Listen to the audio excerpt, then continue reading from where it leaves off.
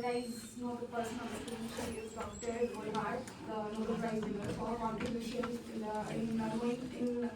finding out the genetic control or in early embryonic development. So we group one are excited enough to present our understanding on one of the pioneer works, that is determining the role of biped protein in determination of position in Drosophila. This particular research paper was published by two authors, that is Dr. Willard and Dr. Durer. So before starting anything, let me first tell you something about the embryonic development in Drosophila and the role of major genes that are controlling the development. So basically, the embryonic development is governed by three major genes. The group of three major genes, that is maternal genes, maternal effect genes, maternal effect genes, where the genes are produced in the oogenesis stage, and the embryo and the mRNA are transferred to the eggs, and it forms in a gradient manner. The protein of the maternal genes affects the zygotic or segmentation gene, where this particular mRNA produces protein, the maternal gene mRNA produces protein, and the protein affects the zygotic genes, and further it helps in the development of the segmentation, the dorsal bands that we see in the Drosophila embryo. The segmentation genes helps in formation of that, and ultimately the protein from these genes act on the homolytic selector gene that helps in the formation of unique identity of each segment. That which segment will develop in what part in Drosophila, like which will develop into leg and which will develop into wing, like that. So all these genes act in a cascade manner, but the protein of one gene affects the expression and acts as a transcription factor for the other gene. So the biploid protein is crucial for establishing the anterior-posterior axis in Drosophila embryos. Before working on this particular particular experiment, what was known to the scientists at that time is that the particular BCD mRNA, biploid protein, is a maternal gene protein, of course.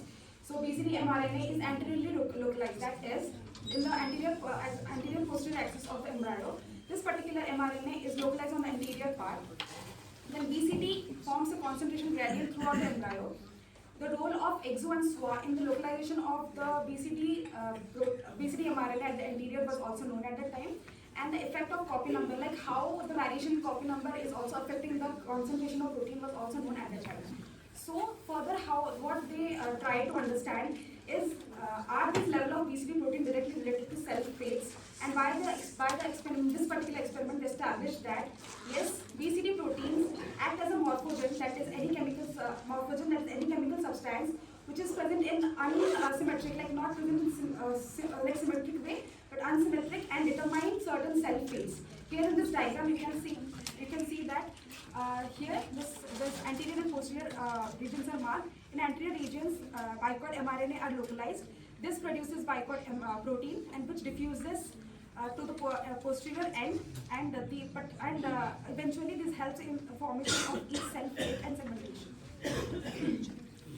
So the experimental approaches that they took up is that they have studied on different mutants from their previous papers also. So mutants they have included are BCD mutants, SWA mutant, XU mutant, and STAU mutants. Then they went for doing the immunostaining in these mutants, and on the other hand, they also studied the dosage effect. For the immunostaining, they studied the immunostaining for anti-Eve antibody they studied, for knowing the segmentation pattern, how the segmentation pattern is being governed, and also on the other hand, they did the study for protein concentration gradient by using anti-BCD antibodies. Further. So how they came up with the protein gradient actually decides the fate of the embryo cells. So they did a series of experiments. In first, they took a few maternal gene mutation embryos, and they observed for the expression of if is a protein which actually shows you the segments. So here you can see that in BCD mutants, anterior portion is completely missing, and in XO and SWA mutants, the anterior portion is somewhat missing, and in case of STAU, both the anterior and posterior are highly affected. So they concluded that these maternal anterior group genes have important roles in anterior fattening and fat map establishment. So next, they observed that this anterior genes has effect in the anterior formation. So they want to see what happens to the BCD.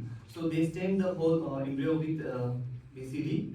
So in this case, XU case, the gradient is shallow gradient, and in SWA case, similar is observed. The gradient is shallow. So they concluded that XO and SWA might be probably localize the bicoid protein at anterior region. So to rule out the role of other genes, maternal genes like posterior group genes and terminal group genes, the role of posterior group genes like OSK, VASA, Tudor, Primero, their role was known, that no effect on VCD protein distribution was known, but there was exception about the STO, it was not known. What they observed in the case of STO mutant, the interior the protein gradient at the interior portion is significantly reduced. So this posterior region has also effect on the BCD localization. So in case of terminal group genes for tongue and torso leg, it was also known that there was no effect on BCD protein distribution. After that, they want to see that how this BCD protein concentration distribution is depend on the gene dosage. So they took a few mutants with 1 copy, 2 copy, 3 copies, and 4 copies of BCD gene. So 2 copies is a wild type. So as we can see that the anterior marker for the head and thorax differentiation has shifted towards the posterior, meaning the head size has been increased. So similar things is observed in the anti-Eve staining, that head has shifted towards the posterior region. This means that head is increased. And also with the BCD staining, that BCD with the number of increasing copy number, the BCD concentration gradient has been distributed towards the posterior, but it is highly concentrated at the posterior and anterior. So further. Now moving on to the discussion. First they concluded that BCD function is autonomous. So if you can see that in normal cells, normal embryo, low levels of BCD are seen at the 50 and 60% NN. However, in mutants in XU and SWA, we see that low levels of BCD are present at the anterior half of the mutants. So as shown by Tulip earlier in the results, we saw that in these mutants, the head was extended towards the posterior side, as well as there was enlargement of the thoracic region. So thereby we can conclude that low levels of BCD are associated with enlarged natal and also thoracic region. So they also performed transplantation experiments, whereby they saw that below a certain threshold of BCD, there is development of abdomen. However, increased concentrations are inhibitory. So by all of this, they came up with a model whereby BCD gradient concentration is merely a framework, and it is further elaborated by the gene products of the zygotic segmentation genes. So one such gene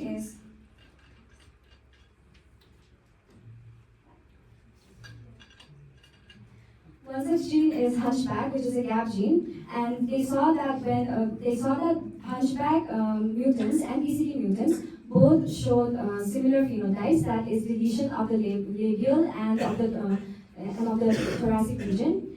And to further characterize hunchback and to talk about BCD as a morphogen, I would like to call Anthony.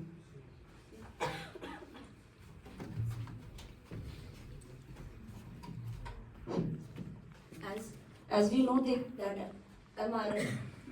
that bicoid is functioning as a maternal gene, and it is initially present before fertilization. It is present in anterior side, and after fertilization, and the level of the hunchback and caudal gene is present in a constant level before the fertilization. After the fertilization, what happens? Bicoid is translated and it works as a transcription factor for the hunchback, and the hunchback is also translated because of bicoid. Because of the bicoid protein, and hunchback work as a segmented gene for the Drosophila. As this is shown in the graph, as the bicoid protein increases, it is also try to work for the hunchback protein, and hunchback is present on interior level, and it is a mainly gap rule. It is the mainly gap rule gene which segmented the interior portion of the Drosophila. This is the gene distribution of the Drosophila on the, and in y-axis we take the protein concentration level. As initially level bicoid increases, and as bicoid increases and bicoid translated, hunchback is also translated, and higher the hunchback concentration, it try to replace the other gap genes, and when the hunchback concentration is low, it positively regulate the Kruppel and other genes. This basically graph is representing the positive and negative regulation of the different gene at the different location, as like anterior, middle, and posterior level. So how this work was a groundbreaking because he provided a first experimental evidence for the cellular protein morphogen gradient. That's all. Thank you.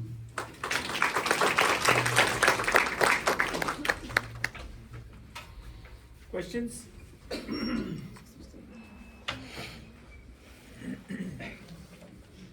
You all survived. Questions?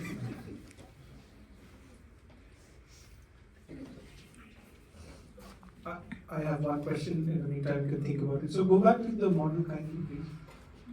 So here you say that hunchback and bicoid is positively correlated expression. But if you see here, if this is protein or mRNA? This is protein is low. Then how do you explain that hunchback bicoid here versus here? Bicoid is work as a transcription factor for the hunchback, as the initially bicoid is 50 to 60% of the level of the Drosophila, bicoid is present. That's why we are showing that 50 to 60%, and when the bicoid is present, after that it work for the hunchback. That's why we are showing in that same Got it. But here? Here we are showing the different case, as like before fertilization its level is constant, after fertilization at the time when the bicoid is translated, after that it is try to maintaining more the level of hunchback. I'm not sure.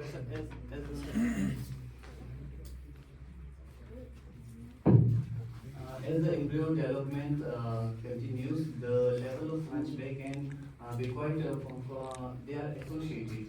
So this is what it's trying to convey here. I'm not sure.